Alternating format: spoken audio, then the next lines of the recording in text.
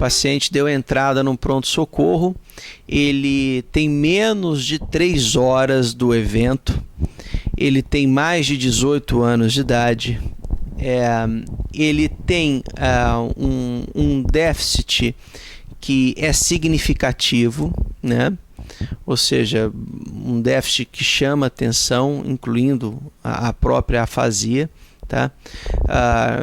E a tomografia dele não evidencia uma lesão hemorrágica. Ele é um paciente que pode ser um paciente que pode ser indicado, né, para fazer a trombólise endovenosa. A trombólise endovenosa tem a função de tentar recanalizar as artérias que vão para o cérebro. Bom, talvez o vídeo fique um pouco longo, mas eu vou fazer algumas considerações. Existe uma escala, né, que você faz, é uma escala de avaliação de déficit, né, de acidentes vasculares encefálicos da National Institute of Health, ou seja, NIH, National Institute of Health. Então, essa NIH, ela avalia 11 situações diferentes no exame físico e neurológico, e ela tem um máximo que vai até 42 pontos.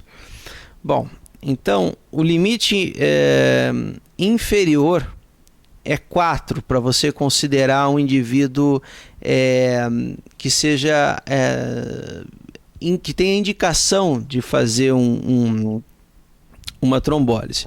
No entanto, se o indivíduo tem 3 ou 2, mas é afasia, ele tem indicação de trombólise, porque a afasia é considerada um déficit considerável. Tá? A afasia, conforme eu expliquei antes, é a alteração da fala.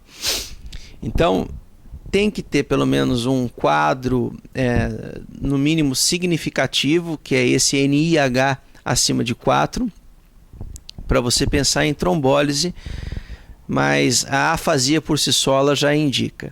Bom, é óbvio que para você pensar num centro que faça trombólise, você tem que ter um sistema, né, de ambulâncias que estejam preparados para identificar casos de AVC de acordo com a queixa, levá-los rápido para hospitais de referência.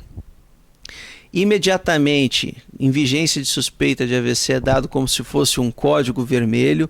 O plantonista do pronto-socorro ele tem que estar apto para fazer essa escala no paciente. Você tem que ter neurologista de plantão 24 horas ou pelo menos ter telemedicina. E se o paciente estiver dentro dos critérios, ele pode ser submetido a trombólise endovenosa com RTPA. Bom, quais pacientes que não possuem uma indicação de fazerem a trombólise? Bom, primeiro, AVC hemorrágico. Segundo, pacientes com insuficiência renal aguda. Pacientes com cirurgias de grande porte ou traumas de crânio com menos de 3 meses. Abortos com menos de 3 semanas. Plaquetopenia, ou seja, plaqueta abaixo de 100, alterações da coagulação, indivíduos que, como primeira apresentação do AVC, tiveram crise convulsiva, áreas isquêmicas visíveis na tomografia, porque às vezes você não consegue ver na tomografia na fase inicial. Existem métodos de você conseguir prever isso aí, em alguns lugares você tem ressonância, mas uma área isquêmica superior a 1/3 do encéfalo. Essas são basicamente as maiores contraindicações para você fazer a trombólise. Por quê? Pelo risco de transformação hemorrágica. Bom, pressões arteriais sistólicas acima de 185 e diastólicas acima de 110 mantidas também não são uma boa indicação de você fazer a trombólise. E não esqueça, tudo tem que estar dentro de 3 horas, ou seja, o paciente ele chega no hospital, dali para avaliação inicial e para tomografia não pode passar de 20, 25 minutos, ou seja, tem que ser uma coisa rápida, tá? E tem que ter equipe de neurologia e neurocirurgia de stand-by, caso o paciente apresente uma transformação hemorrágica. Eventualmente, o paciente pode apresentar algumas pequenas hemorragiazinhas no trajeto do AVC, e muitas vezes essas pequenas petecas que nós chamamos, né, que é o grau 1, existe uma classificação de sangramento pós-trombólise.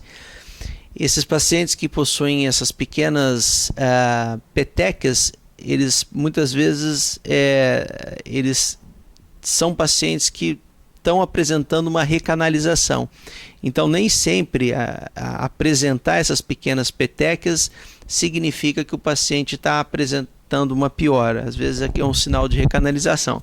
É óbvio que se o paciente tiver um sangramento muito grande, aí o paciente vai estar dentro da UTI, isso tem que ser feito dentro de UTI, aí realmente vai ser decidido qual vai ser a conduta, se vai ser um tratamento conservador ou um tratamento cirúrgico. Bom, a trombólise endovenosa está indicada. Existem alguns locais que podem fazer a trombólise intraarterial mecânica, na qual você pode pensar até dentro de 4 a 5 horas após o evento isquêmico, mas você tem que ter uma equipe, né, de endovasculares também, de prontidão para poder fazer isso aí.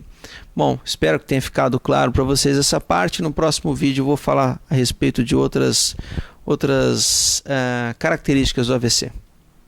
Uma boa noite.